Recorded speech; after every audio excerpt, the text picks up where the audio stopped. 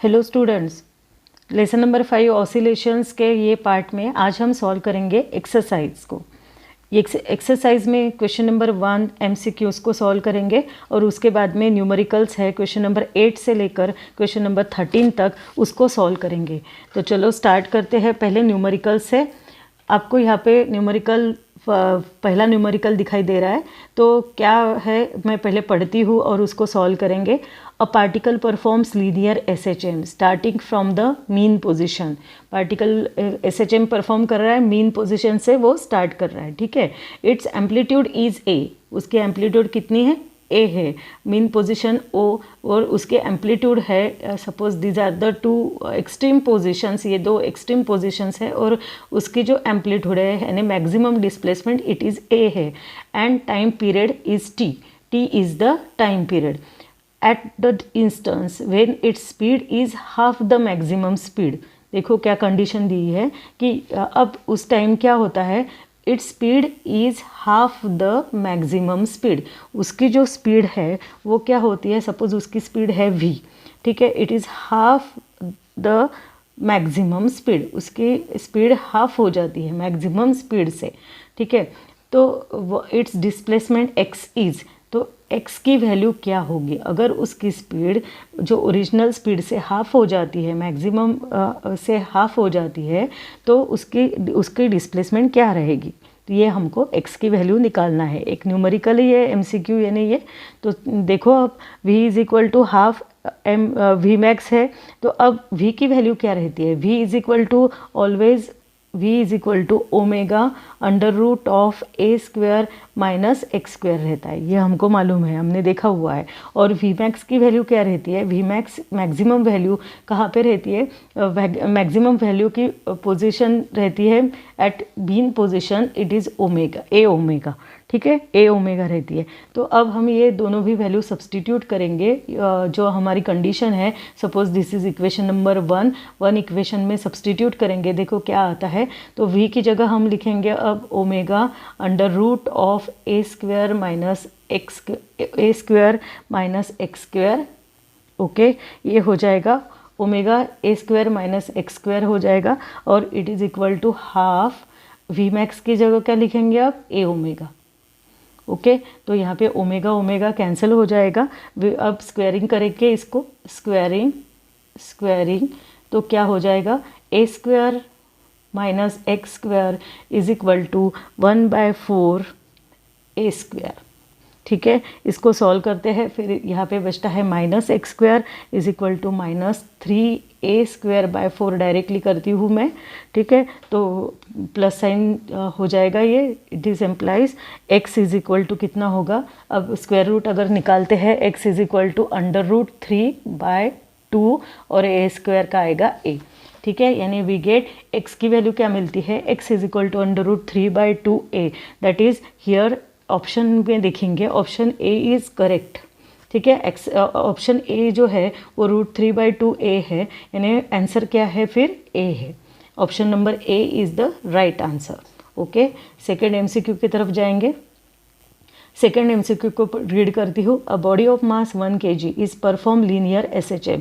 Body का mass कितना है, m is equal to 1 kg है, it performs linear SHM। Its displacement x है at t is given by, अब उसकी डिस्प्लेसमेंट x है और टाइम कितना है t है, तो उसका इक्वेशन दिया है। देखो x is equal to 6 sine, मैं लिखती हूँ 6 साइन 100 t प्लस π/4 है, ठीक है। तो maximum kinetic energy of the body is, क्या निकालना है हमको, मैक्सिमम काइनेटिक एनर्जी निकालना है।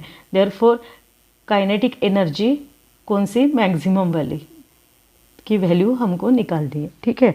अब डिस्प्लेसमेंट की वैल्यू हम जनरल फॉर्मूला लिखते हैं डिस्प्लेसमेंट का, क्या है डिस्प्लेसमेंट का general formula, x is equal to a sine omega t plus phi. Compare करते हैं दोनों भी इक्वेशंस को, तो हमको दिखाई दे रहा है कि a की जगह क्या है, a is equal to 6 centimetre है, ठीक है। b यानी कितना मीटर है, 6 × 10⁻⁻² मीटर है, ठीक है। ओमेगा की जगह 100 दिखाई दे रहा है, यानी यहाँ पे ओमेगा की वैल्यू कितनी है, it is 100 radian per second है, तो काइनेटिक एनर्जी की वैल्यू निकालनी है। काइनेटिक एनर्जी अब देखो यहाँ पे क्या दिया है, मैक्सिमम काइनेटिक एनर्जी। अब यहाँ पे कॉन्सेप्ट आता है, कॉन्सेप्ट अगर आपको समझ में आया होगा काइनेटिक एनर्जी का तो ही आप ये एग्जांपल सॉल्व कर सकेंगे। मैक्सिमम काइनेटिक एनर्जी मैक्सिमम कौन सी पोजीशन पे रहती है, तो kinetic energy is maximum at mean position. ठीक है, मीन पोजीशन पे काइनेटिक एनर्जी मैक्सिमम रहती है। तो उन्होंने सिर्फ दिया है मैक्सिमम काइनेटिक एनर्जी, तो हमको यहाँ पे जानना पड़ेगा कि kinetic energy is maximum at mean position, और मीन पोजीशन पे डिस्प्लेसमेंट यानी x की वैल्यू क्या रहती है, देयरफॉर x की वैल्यू क्या रहती है, इट इज़ 0। ठीक है, तो काइनेटिक एनर्जी का मैं इक्वेशन लिखती हूँ पहले। Kinetic energy, maximum kinetic energy it is equal to half m omega square a square minus x square. अब x की जगह क्या आएगा, 0 आएगा। It is equal to half m की वैल्यू लिखेंगे, m की वैल्यू देखो 1 है। ठीक है, ओमेगा की वैल्यू 100 है। Okay, m is equal to 1 into 100 square. ठीक है, इंटू ब्रैकेट a की वैल्यू देखो क्या है, a की वैल्यू है 6 into 10 raise to the power -2, 6 into 10 raise to the power -2 -0 उसका स्क्वायर। ओके, यहाँ तक समझ में आया। अब हाफ इसको सॉल्व करेंगे, ये है 10 रेज़ टू द पावर 4 हो जाएगा into 36 into 10 raise to the power -4। ठीक है, तो अगर इसको सॉल्व करते हैं तो ये हो जाता है 2 2 8 यानी इट इज़ 18, और ये तो 1 बन जाएगा 18 जूल। ठीक है, आंसर क्या आता है 18 जूल। तो है क्या ये ऑप्शन में, यस डी ऑप्शन में आपको दिखाई दे रहा है 18 जूल, यानी option number D is the correct answer. Option number D क्या है, करेक्ट आंसर है। ठीक है, नेक्स्ट थर्ड एमसीक्यू की तरफ जाते हैं। थर्ड एमसीक्यू को पढ़ती हूँ। The length of seconds pendulum on the surface of the earth. अब सेकंड्स पेंडुलम है, हमको मालूम है कि सेकंड्स पेंडुलम का टाइम पीरियड क्या है, T is equal to 2 second रहता है। ठीक है, सेकंड पेंडुलम का। तो on the surface of the earth is nearly 1 metre. Length of second pendulum जो है, तो suppose L is the length of second pendulum, और on the surface of the earth we denoted by E, LE is equal to 1 metre है। Its length on the surface of the moon should be, तो उसकी length निकालनी है। Length क्या है surface of the moon, तो m करेंगे इसको, मून है तो गिवन क्या है, acceleration due to gravity g on the moon is 1/6 of that of the earth surface. यानी देखो क्या है, acceleration due to gravity is denoted by g, तो मून से it is equal to 1/6 of, अब acceleration due to gravity on the earth को हम GE लिखेंगे। ये कंडीशन दी है, देखो acceleration due to gravity g on the moon is 1/6 है ऑन अर्थ सरफेस। ठीक है, तो हमको निकालना है LM की वैल्यू। ठीक है, length of seconds pendulum on the moon निकालना है। तो हमारे पास टाइम पीरियड का इक्वेशन है, दूसरे इसमें लिखती हूँ। टाइम पीरियड का इक्वेशन क्या है, T is equal to 2π √L upon G है। ठीक है, अब सेकंड्स पेंडुलम के लिए T is equal to 2 second रहेगा। ठीक है, तो we get 2 is equal to 2π √L upon G आएगा, 2 cancel, we get 1 is equal to, अब मैं इसका स्क्वायरिंग भी कर से देती हूँ, π² L अपॉन G हो जाएगा। ओके, तो यहाँ पे हम क्या लिखेंगे, अब L की वैल्यू यहाँ पे मैंने स्मॉल लिया है, कैपिटल कर देते हैं इसको। ठीक है, तो यहाँ पे L की वैल्यू क्या आएगी, L इज इक्वल टू आएगा G अपॉन π²। ठीक है, यानी π² is a constant, so we say that L is directly proportional to G। ठीक है, तो इसके ऊपर अब हमको L एक ही नहीं है, एक है मून की लेंथ है और एक है अर्थ की। ठीक है, तो it is equal to G है, तो एक है मून का और एक है अर्थ का। ओके, यहाँ तक हो गया है। अब इसको हम सब्सटीट्यूट करेंगे इसमें वैल्यूज़। देखो LM की वैल्यू क्या दी है, LM की वैल्यू दी है नहीं, उसको निकालना है। LE की वैल्यू 1 है और GM इज अपॉन GE, ये जो कंडीशन दी है देखो यहाँ पे, तो GM अपॉन GE की वैल्यू निकाल लेंगे। GM अपॉन GE, इसकी वैल्यू क्या आएगी, 1/6 आएगी। ठीक है, तो ये सब्सटीट्यूट करते हैं हम यहाँ पे। तो एल एम को तो निकालना ही है, एल एम तो अपॉन एल ई की वैल्यू 1 है, it is equal to G M upon G की वैल्यू क्या है 16 है। ओके तो एल एम की वैल्यू क्या आएगी, L M is equal to 16 आएगी, ठीक है 16 मीटर आएगी। तो ये आंसर है क्या, ये आंसर देखेंगे तो 16 मीटर है आंसर, तो यानी ऑप्शन नंबर ए है, तो correct answer is option number A. ठीक है, समझ में आया, इजी है। अब 4 नंबर का देखेंगे। 2 identical springs of constants K are connected first in series, पहले कनेक्ट किए हैं 2 स्प्रिंग को सीरीज में, and then in parallel, then connect किया है पैरेलल में। A metal block of mass M is suspended from their combination, उसमें को क्या लगाया है, हमने देखा है स्प्रिंग का ये मास एम वाला मेटल ब्लॉक लगाया है। The ratio of their frequencies of vertical oscillations will be in a ratio. अब उसके फ्रीक्वेंसी का रेशो निकालना है, पहले स्प्रिंग सीरीज़ में लगाना है, फिर पैरेलल में लगाना है। ठीक है, तो क्या है फॉर्मूला, अब टाइम पीरियड का पहले देख लेते हैं, क्योंकि फ्रीक्वेंसी बोला है ना, तो पहले टाइम पीरियड का फॉर्मूला देख लेते हैं। T is equal to 2 pi under root of M upon K, ये हमको मालूम है। ठीक है, तो उसके ऊपर से फ्रीक्वेंसी का फॉर्मूला क्या हो जाता है, 1/2 पाई अंडर रूट ऑफ के बाय एम होता है।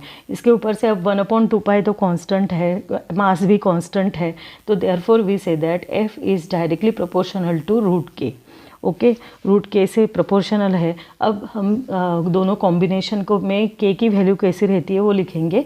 That is when we connect the springs in series, when springs are in series है, अगर स्प्रिंग सीरीज़ में है तो क्या है, तो इट इज़ 1/KS, सीरीज़ में है इसलिए KS से दिखाते हैं। It is equal to 1/K, पहले वाले की और दूसरे वाले की भी 1/K। So we get 1/KS की वैल्यू क्या मिलेगी, it is equal to 2/K। Therefore KS की वैल्यू क्या मिलेगी, KS is equal to K/2। ठीक है, ये मिल गया, KS की वैल्यू मिल गई। ऐसे हमको KP की भी वैल्यू निकालनी है, तो देखो KP when the springs are in parallel, second निकालेंगे, when springs are in parallel, spring अगर पैरेलल में है तो क्या होगा, तो KP बोलेंगे इसको, KP is equal to K, पहले की कांस्टेंट K है, दूसरा कांस्टेंट K है। ठीक है, तो KP is equal to we get twice K। ठीक है, ये हो गया। अब हमको मालूम है F is directly proportional to root K, अभी हमने निकाला है ये अभी। ठीक है, तो FS अपॉन FP, अब एक सीरीज़ में लगाएंगे और उसका रेशो निकालना है ना, क्योंकि हमको FS अपॉन FP कैसा होगा ये रेशो पूछा है, तो क्या होगा, it is equal to under root of KS upon KP होगा। ठीक है, तो उसकी वैल्यू सब्सटीट्यूट करो। अब KS की वैल्यू क्या निकाली थी हमने, देखो KS की वैल्यू निकाली थी K/2, it is equal to K√K/2, और KP की वैल्यू है, KP की वैल्यू निकाली 2K। ठीक है, multiplied by 2K, that is K cancel, we get under root of 1/4, it is equal to 1/2। ठीक है, तो FS अपॉन FP का रेशो आ गया है 1/2, यानी हम ऐसा भी लिख सकते हैं FS is to FP is equal to 1:2। ठीक है, तो है क्या ये ऑप्शन देखेंगे, 1:2, यस, बी नंबर का ऑप्शन है, तो this is the correct answer, B is the correct answer. ठीक है, समझ में आया। अब नेक्स्ट एग्जाम्पल, नेक्स्ट MCQ को देखते हैं। नेक्स्ट MCQ को देखो आप क्या है, एक थेरोटिकल MCQ है, उसको देखते हैं। The graph shows variation of displacement of particle performing SHM with time t। Graph दिखाई दे रहा है आपको, तो डिस्प्लेसमेंट वर्सेस टाइम t का ग्राफ है, ये आपको दिखाई दे रहा है। x एक्सिस पे टाइम t लिया है और y एक्सिस पे डिस्प्लेसमेंट x है। ठीक है, which of the following statement is correct from the graph, कौन सा स्टेटमेंट करेक्ट है, दिया हुआ है ABCD में से कौन सा स्टेटमेंट करेक्ट है। 1 बाय 1 उसको देखेंगे, एक एक स्टेटमेंट को।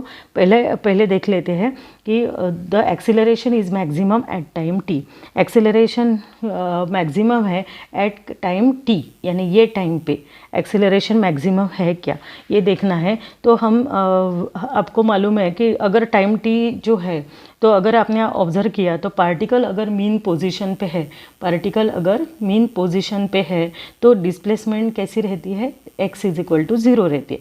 तो एक्सीलरेशन कैसा रहेगा, एक्सीलरेशन क्योंकि ये देखो t कहाँ पे है, t मीन पोजीशन यानी 0 पोजीशन पे है ना, 0 पे है ये t, तो एक्सीलरेशन की वैल्यू क्या होगी, acceleration is equal to minus omega square x रहता है। So acceleration is equal to क्या आएगा, एक्स की वैल्यू 0 डाल के तो एक्सीलरेशन भी 0 होगा। तो जो फर्स्ट में लिखा है the acceleration is maximum at time T, at time T पे एक्स इज इक्वल टू 0 है तो acceleration a is equal to भी 0 होगा। तो ये जो है यहाँ पे नहीं होगी मैक्सिमम, यानी ये स्टेटमेंट रॉन्ग है फर्स्ट वाला। सेकंड स्टेटमेंट के लिए देखेंगे the force is maximum at time 3t/4, 3t/4 यानी ये पॉइंट पे 3t/4 आपको दिखाई दे रहा है डायग्राम में। तो इसमें डिस्प्लेसमेंट कैसी है, डिस्प्लेसमेंट आप देखो मैक्सिमम है, जो मैक्सिमम डिस्प्लेसमेंट है तो ये इतनी डिस्प्लेसमेंट ए बोलते हैं, यानी एम्पलीट्यूड है और नीचे के साइड है यानी इट इज़ -a, ठीक है, -a रहती है।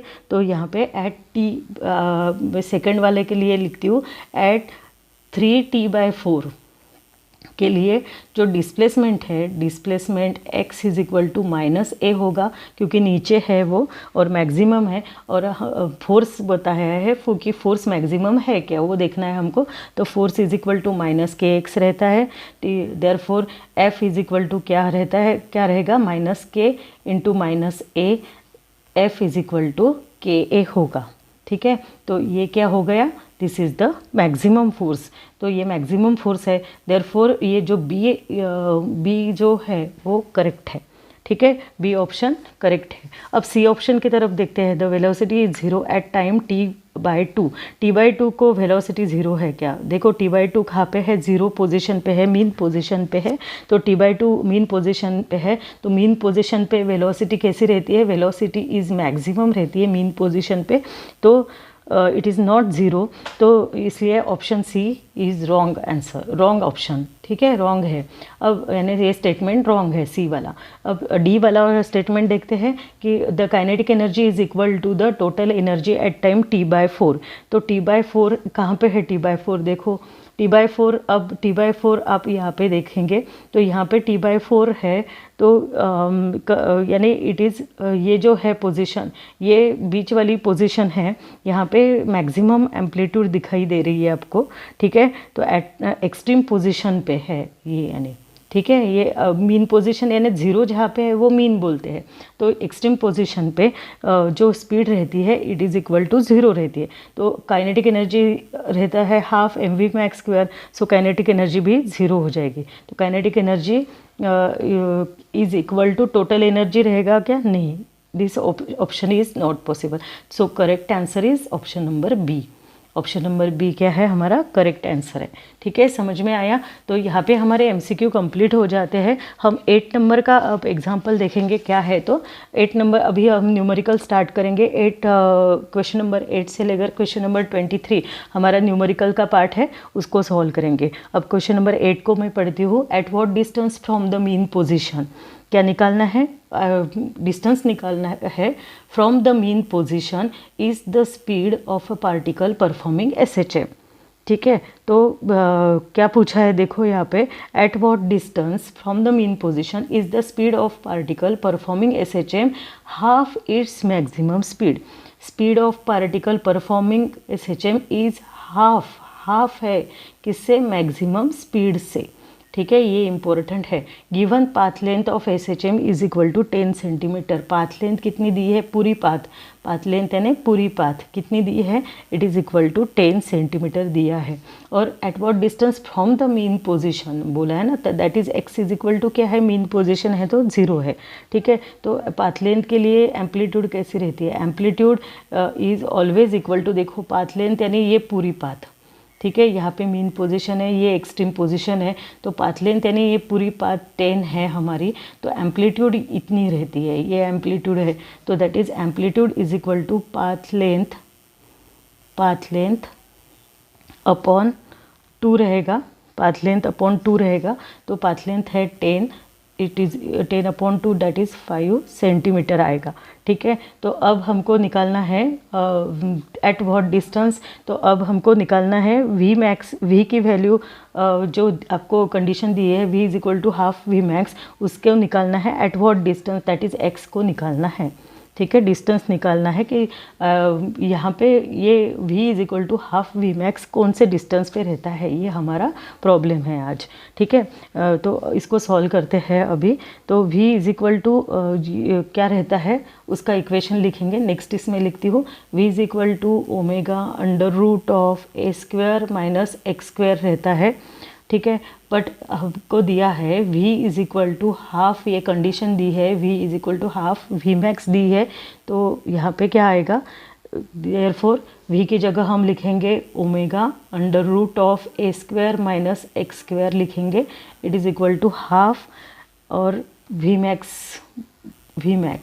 ऐसे आएगा यहाँ पे। ठीक है, तो वी मैक्स की वैल्यू कितनी रहती है, v max is equal to उसकी वैल्यू कितनी रहती है ओमेगा ए।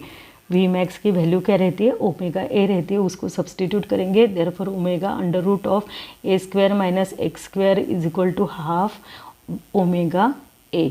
ठीक है, ओमेगा ओमेगा कैंसिल हो जाएगा, वी गेट ए स्क्वायर। अब इसको स्क्वायरिंग भी कर लेती हूँ, A square minus x square is equal to ये क्या हो जाएगा 1/4 ए स्क्वायर। ओके, तो माइनस एक्स स्क्वायर क्या आएगा, minus x square is equal to A square by 4 minus A square. So minus x square is equal to minus 3a square by 4 आएगा। तो x is equal to क्या आएगा √3/2 a। ठीक है, a की value substitute करेंगे, x is equal to √3/2 into a की value कितनी है 5 है, हमने निकाला अभी, तो 5 है। इसको अगर सॉल्व करते हैं तो 0.866 मैंने सॉल्व करके रखा है, अब into 5 is equal to 4.33 centimetre answer आएगा। यानी at what distance v is equal to v max by 2, तो it is x is equal to 4.33 centimetre. ठीक है, ये आंसर आया है। यहाँ पे अपना प्रॉब्लम कंप्लीट हो जाता है। ठीक है, समझ में आया। अब 9 नंबर का प्रॉब्लम देखेंगे। 9 नंबर में क्या है, in SI unit the differential equation of SHM is d square x by dt square is equal to -36x। ठीक है, तो क्या कंडीशन दी है, देखो डिफरेंशियल इक्वेशन दिया है d square x by dt square is equal to -36x है। ठीक है, find its frequency and period, frequency and period को फाइंड करना है। तो इसको हम सॉल्व करते हैं, d square x by dt square, इसको अच्छे से लिख लेते हैं 36x इज इक्वल टू 0। अब अपना ओरिजिनल डिफरेंशियल इक्वेशन लिखते हैं, d square x by dt square plus omega square x is equal to 0। Compare करते हैं दोनों को, कंपेयरिंग करने के बाद में d square x by dt square omega square की वैल्यू आपको दिखाई दे रही है omega two 36, therefore omega is equal to 6 radian per second आ जाता है। तो फ्रीक्वेंसी की वैल्यू क्या होगी, फ्रीक्वेंसी क्या रहती है omega is equal to 2πn रहती है। तो n की वैल्यू क्या होगी, it is omega upon 2π, that is it is equal to 6/2π, it is equal to 3/3.142 आती है। तो फ्रीक्वेंसी की वैल्यू क्या मिल जाएगी, देखो मैं यहाँ पे लिखती हूँ नेक्स्ट, इसमें इसको अगर कैलकुलेट करते हैं तो फ्रीक्वेंसी की वैल्यू मैंने कैलकुलेट करके रखा है 955 हर्ट्ज़ मिलती है। ठीक है, ये हो गया। अब हमको प्रॉब्लम में क्या बताया है, find its frequency and period, period भी निकालना है। तो वी नो दैट कि पीरियड और फ्रीक्वेंसी में क्या रिलेशन है। तो period is equal to 1/n, frequency 1/n, n is frequency, so it is equal to 1/0.955। Value substitute करेंगे, it is equal to 1.05 second. ये भी मैंने कैलकुलेट करके रखा है, यही आंसर है। तो समझ में आया, यहाँ पे अपना ये प्रॉब्लम कंप्लीट हो जाता है। ठीक है, अब नेक्स्ट प्रॉब्लम की तरफ जाते हैं, प्रॉब्लम नंबर 10। प्रॉब्लम नंबर 10 को पढ़ती हूँ पहले। A needle of sewing machine, sewing machine की नीडल के बारे में है। Needle of sewing machine moves along a path of amplitude 4 centimetre. ठीक है, कैसी मूव हो रही है, यानी वो पाथ कंप्लीट कर रही है। एम्पलीट्यूड 4 सेंटीमीटर, यहाँ पे एम्पलीट्यूड दिया है A is equal to 4 centimetre with frequency 5 hertz. Frequency कितनी दी है, N is equal to 5 hertz दी है। फाइंड इट्स एक्सीलरेशन, क्या फाइंड करना है, एक्सीलरेशन को फाइंड करना है। Find its acceleration 1/30 second after it has cross the mean position. Mean position cross करने के बाद में 1/38 सेकंड पे 1/30 सेकंड पे 1/30 सेकंड पे उसका एक्सेलरेशन क्या रहेगा, ये हमको निकालना है। तो यहाँ पे मैं लिखती हूँ acceleration after t is equal to 1/30 second from mean position, इसको निकालना है। ठीक है, इसको निकालेंगे। तो अब देखो हमारे पास में ओमेगा की वैल्यू पहले निकालनी पड़ेगी। ओमेगा है रहता है 2πn, फ्रीक्वेंसी दी है ना क्योंकि, इसीलिए ओमेगा निकालना पड़ेगा। It is equal to 2πn की वैल्यू दी है 5। ठीक है, it is 10 pi radian per second. Okay, यहाँ तक आ गया। अब ए की वैल्यू क्या है, मैग्नीट्यूड में लिखती हूँ इसलिए पॉजिटिव लिखेंगे। मैग्नीट्यूड में लिखी है omega square a sine omega t, ये हमारा इक्वेशन है। उसमें अब वैल्यू सब्सटीट्यूट करेंगे। मैं दूसरे इसमें लिखती हूँ। ए क्या इक्वेशन है हमारे पास में, mod of a is equal to omega square a sine omega t. एक एक की वैल्यू सब्सटीट्यूट करेंगे। ओमेगा की वैल्यू क्या है, ओमेगा इज 10 पाई है। ओमेगा की वैल्यू 10 पाई लिखेंगे। ठीक है, ए की वैल्यू कितनी है, ए इज देखो ए की वैल्यू कितनी है, 4 सेंटीमीटर बोला है। तो 4 सेंटीमीटर यानी it is equal to 4 into 10⁻⁻² metre. ठीक है, यानी 0.04 आएगा। तो यहाँ पे मैं लिखती हूँ 0.04 इंटू साइन ऑफ ओमेगा की वैल्यू 10 पाई और टी की वैल्यू दी है 1/30। ठीक है, टी की वैल्यू लिखेंगे 1/30। ठीक है, इसको सॉल्व करेंगे। इट इज़ 100 पाई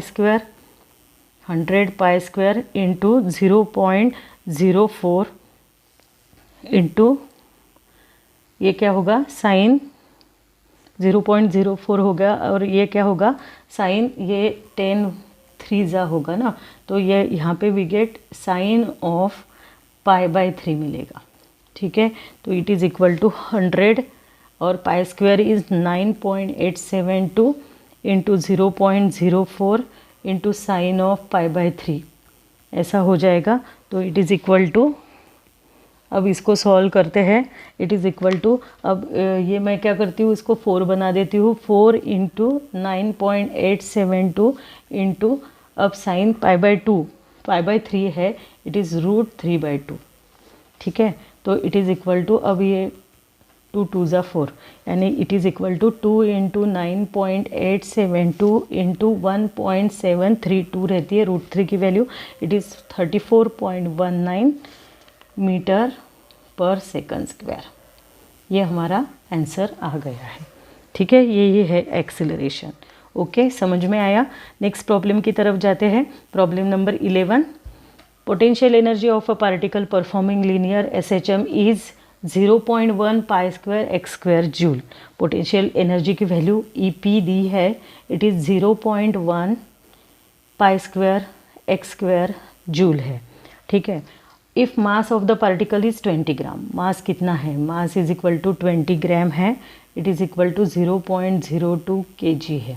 ठीक है, find the frequency of SHM, frequency को निकालना है। फ्रीक्वेंसी ऑफ SHM को निकालना है, it is equal to n, ये निकालना है हमको। ठीक है, तो पोटेंशियल एनर्जी का फॉर्मूला क्या है, half m omega square x square रहता है। ठीक है, तो इट इज़, अब हम क्या करेंगे, इन टर्म्स ऑफ फ्रीक्वेंसी लिखेंगे, यानी ओमेगा की जगह हम लिख सकते हैं 2πn उसका स्क्वायर एक्स स्क्वायर। ठीक है, तो इसको सॉल्व करेंगे। अब EP की वैल्यू डालेंगे 0.1 pi square x square, it is equal to half, m की वैल्यू डालेंगे 0.02, ये हो गया 4 पाई स्क्वायर n स्क्वायर और एक्स स्क्वायर, क्या क्या कैंसिल होता है, x square is cancel, pi square भी कैंसिल हो जाता है, वी गेट, अब क्या मिलता है देखो, n is equal to 0, n square is equal to, देखो मैं यहाँ पे लिखती हूँ, n square is equal to क्या मिलता है, 0.1 को यहाँ पे भेज देते हैं, 0.1 इंटू 2 ऊपर जाएगा अपॉन 0.02 इंटू 4, देखो 0.1 इंटू 2, मेरे साथ आप भी सॉल्व करो, यानी आपको अच्छे से समझ में आएगा, ठीक है। तो n की वैल्यू क्या आ जाएगी, n is equal to under root of 0.1 into 2 upon 0.02 into 4, okay. तो ये आ जाएगा 2 × 4, यानी ये आ जाएगा √10 करती हूँ इसको और 2, it is equal to 3.162 upon 2, that is it is equal to 1.581 hertz, ये आंसर आएगा, ठीक है। समझ में आया, इजी है, सिर्फ अपने को वैल्यूज़ और फॉर्मूला अगर मालूम है तो इजी सॉल्व कर सकते हैं, ठीक है। समझ में आया फिर ये प्रॉब्लम। अब नेक्स्ट प्रॉब्लम की तरफ जाते हैं, प्रॉब्लम नंबर 12 की तरफ जाते हैं। 12 प्रॉब्लम देखो मैं पढ़ती हूँ, the total energy of a body of mass 2 kg, mass कितना है, mass is equal to 2 kg है, तो टोटल एनर्जी देखो, the total energy of body of mass 2 kg performing SHM is 40 joule, total energy दी है यहाँ पे, total energy is equal to 40 joule, find its speed, क्या निकालना है, स्पीड को निकालना है while crossing the centre of the path, centre of the path अगर वो क्रॉस कर रहा है तो उसकी स्पीड क्या होगी, ठीक है। तो यहाँ पे हम वी मैक्स निकालेंगे, क्योंकि हमको मालूम है मीन पोजीशन पे स्पीड ये मैक्सिमम रहती है, तो टोटल एनर्जी क्या होगी, total energy is equal to ½ m v max square, ठीक है। तो वी मैक्स की वैल्यू क्या होगी, v max is equal to under root of 2 into total energy upon m, it is equal to under root of 2 into 40 upon 2 रहेगा, it is equal to 2 cancel, और ये अगर 40 है तो इसको मैं ऐसा कर लिखती हूँ 2 इंटू √10, तो it is equal to 2 into √10 की वैल्यू रहती है 3.162, ठीक है, it is equal to 6.324 metre per second. इसको लॉग टेबल यूज़ करना चाहिए, लॉग टेबल का भी मैंने लेक्चर डाला है, उसको आप देखिएगा अगर यूज़ नहीं कर सकते हैं तो, ठीक है। तो ये आंसर है 6.324, ये आ गया है, समझ में आया, बहुत इजी था ये, 2 मार्क्स के लिए ऐसे क्वेश्चंस आते हैं। फिर 13 नंबर का क्वेश्चन हम सॉल्व करेंगे, a simple pendulum performs SHM of period 4 second, ठीक है। सिंपल पेंडुलम SHM परफॉर्म कर रहा है और उसका टाइम दिया है, पीरियड दिया है 4 सेकंड।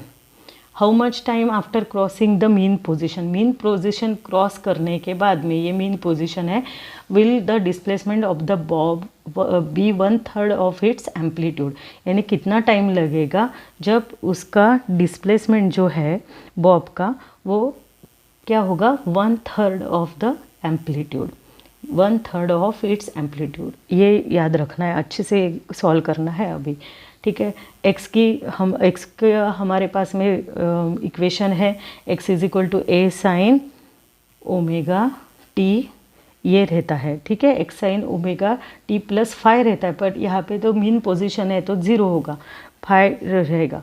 तो अब ओमेगा टी की वैल्यू सब्सटीट्यूट करें, x की वैल्यू क्या आएगी, x की वैल्यू हम सब्सटीट्यूट करते हैं a/3, ये यहाँ पे है, ठीक है। उसके बाद में a साइन, अब ओमेगा की वैल्यू क्या आएगी, 2πn रहता है, 2πn इंटू टी, ठीक है, यहाँ तक आ गए हम। अब n की वैल्यू भी है हमारे पास में, पर यहाँ पे तो t है, तो n को भी हम इसको a तो कैंसिल हो जाएगा यहाँ पे, we get 1/3 sine of is equal to sine of, अब मैं क्या करती हूँ 2π और n की जगह लिखती हूँ 1/t इंटू टी, ठीक है, ये ऐसा लिखेंगे। t की वैल्यू सब्सटीट्यूट करेंगे, कैपिटल T दी है 4 सेकंड, तो देखो कैसा सॉल्व करते हैं इसको, 1/3 साइन ऑफ, अब यहाँ पे बचता है देखो 2π/t, 2π/t आता है ना, 2π/t, t की वैल्यू 4 आती है, 2π/4 इंटू टी आएगा, ये π/2 बन जाता है। तो 1/3 is equal to sine of π/2 t into t, ऐसा आ जाएगा। अब साइन को ए साइड भेज देती हूँ, यानी it become sine inverse of 1/3 is equal to π/2 into t आ जाएगा। ठीक है, sine inverse of 1/3 is 19.45 degree आ जाता है। आप देखो, ये करके देखो। ठीक है, it is equal to π/2 into t. अब टी की वैल्यू निकालना है, टी इज इक्वल टू, अब ये होगा, ये साइड भेज देते हैं 2π। अब डिग्री को कन्वर्ट करना है रेडियन में, तो π/180 से मल्टीप्लाई करेंगे इसको 19.45 को। तो अगर इसके कैलकुलेट करते हैं तो वी गेट, यहाँ पे हम अगर इसको सबको कैलकुलेट करते हैं, π तो कैंसिल हो जाएगा, ये 90 हो जाएगा। इसको अगर कैलकुलेट करते हैं तो we get t is equal to 0.2161 मिलता है मुझे। यहाँ पे 63 दिया है, इतना चलता है आंसर में, तो आप करके देखिएगा। t is equal to 0.2161 second answer आ जाता है। ठीक है, समझ में आया? तो आज हम यहाँ पे रुक जाते हैं। 13 तक हमने क्वेश्चन नंबर सॉल्व करे हैं। नेक्स्ट लेक्चर में हम 23 तक न्यूमेरिकल को सॉल्व करेंगे। ओके, तो आज यहाँ पे स्टॉप करते हैं। होप करती हूँ कि आपको सब न्यूमेरिकल समझ में आए होंगे, और उसके कैलकुलेशन के लिए लॉग टेबल को ज़रूर यूज़ करेगा। उसके भी लेक्चर्स मैंने डाले हैं, उसको ज़रूर वॉच करके, अगर नहीं आता है निकालना तो वॉच कीजिए। ठीक है, तो आज के दिन यहाँ पे रुकते हैं। Okay then, bye bye, thank you.